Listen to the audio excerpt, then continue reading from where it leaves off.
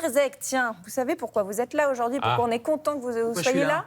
Parce que vous allez nous parler sieste. Ça vous et intéresse, ça, j'adore. Forcément, quand on se lève très tôt, on est content de pouvoir faire une sieste. Feignant, c'est pas possible, vous pensez qu'à dormir. Ah bah après, oui, je peux vous dire, après Télématin, une bonne sieste. Ouais. Bon, vous la voulez comment cette sieste? Vous la voulez parce que regardez, il y a des siestes un peu au boulot. Alors, c'est pas la SNCF, hein, mais il y a des siestes un peu comme ça. Là, vous êtes affalé sur votre ordinateur. Puis dès que le chef il rentre, hop là, vous êtes en train de vous réveiller. Ou alors il y a des choses un peu plus sophistiquées, organisées. Il y a des startups qui se sont mis sur le créneau et notamment regardez avec des espèces de petites coques comme ça, de bulles. Alors souvent, ces startups, le nom, il y a nap dedans, parce que nap en anglais, ça veut dire sieste, et ou chez vous, ça peut être sur le canapé, sur le lit, où vous voulez, mais en fait, il y a de vrais bienfaits. Quand je dis feignant, je ne devrais pas, vous devriez tout de suite me dire, mais pas du tout, c'est bon pour la santé. Ah bah c'est même indispensable quand on se lève à 2 heures. Il y a des c'est indispensable, il y a des bienfaits pour la santé, surtout quand on se lève tôt, quand on fait une matinale et tout ça. C'est bien de faire une sieste parce que c'est bon pour le cerveau, ça va améliorer la concentration, ça va améliorer la vigilance, la mémoire aussi, ça augmente la créativité. Dès que vous avez des problèmes un peu complexes, hop, une petite sieste et ça éclaircit les idées.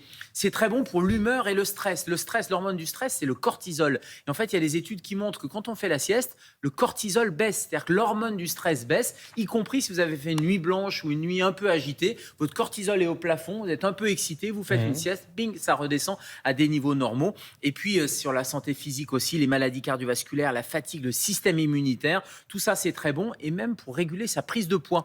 Il y a des hormones, notamment la gréline et la leptine, qui sont des hormones de régulation de l'appétit. Eh bien, on voit qu'elle se régule, elle se contrôle grâce à la sieste. Donc, que ça soit sur le plan psychique ou sur le plan physique, c'est vraiment très bon. C'est qui d'ordine, effectivement. Donc, la sieste, c'est génial. Mais, parce qu'il y a un petit mais, toutes les siestes ne se valent pas. Mais la clé, c'est la durée quand même. C'est-à-dire que si vous faites 2 heures ou 3 heures de sieste, là, vous allez vous réveiller avec l'esprit un peu embrumé. Donc, la durée idéale, c'est 10 à 20 minutes de sieste. Il y a un moment idéal aussi entre 13 et 15 heures, dans un endroit plutôt calme, plutôt sombre. Il faut que vous soyez dans une bonne position. C'est pour ça que toutes ces espèces de petites cabines ou de cocons dans l'entreprise, c'est pas mal parce que ça permet vraiment d'avoir les bonnes conditions pour pouvoir dormir ou en tout cas faire cette sieste et puis programmer un réveil parce que 10 à 20 minutes, si vous laissez aller, vous allez rentrer dans un cycle et vous ne vous réveillerez jamais au bout de 10 à 15 minutes. Et la durée idéale, c'est vraiment, 20 minutes max, c'est le maximum.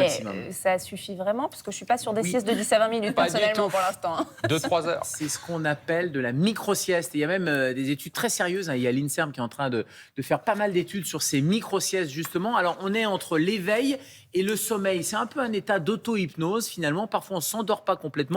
Mais c'est ça le but, c'est de ne pas s'endormir complètement et de ne pas rentrer dans un cycle profond de sommeil parce que c'est là où vous auriez quelques petits problèmes. Puis il y a un grand insomniaque qui était adepte un grand artiste insomniaque, il ne dormait pas la nuit, il était adepte de la sieste. C'est qui?